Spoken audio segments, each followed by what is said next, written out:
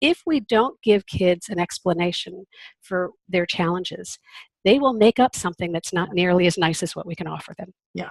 And so if we don't help them understand the way your brain is wired makes it difficult for you to focus your attention or organize your thoughts or manage your emotions, then they're going to decide that they're lazy, crazy, or stupid. Right. And that is not what we want. And so giving them an understanding gives them the power to learn to self-manage, and not an excuse, but it sort of feeds into that ownership we were talking about earlier. So I'm going to give you I'll give you just two ages just to really quickly run through. Let's say it's an 8-year-old and let's say it's a 14-year-old. Mm-hmm. So for an 8-year-old, I think I would really talk about, we've done, you've been having some struggles in school or at home or wherever, and, remember that doctor we talked to, because you're going to have some kind of an assessment, whether it's a psychologist or a doctor, whomever. Well, we have a really good understanding now of what's going on with you and what makes your brain work, and I think we learned some things that will help us figure out how to help you.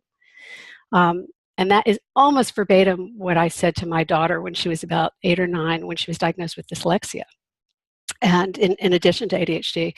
And her response, these eyes got big as saucers, and she looked at me and she said, "Oh, Mommy, I've been trying so hard."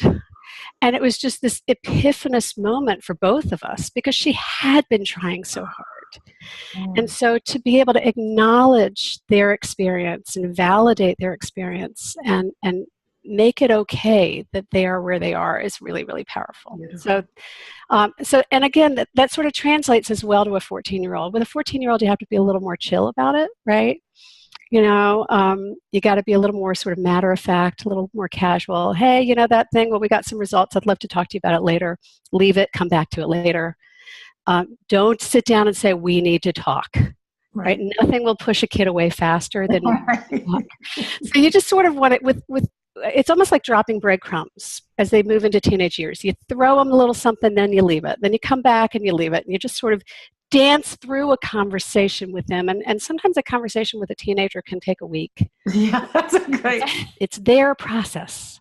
Great. It's about helping them learn how to take responsibility for their stuff without shame, without judgment, without feeling a failure, but literally beginning to help them see incremental successes, because that's where the solutions are. They're in those little successes.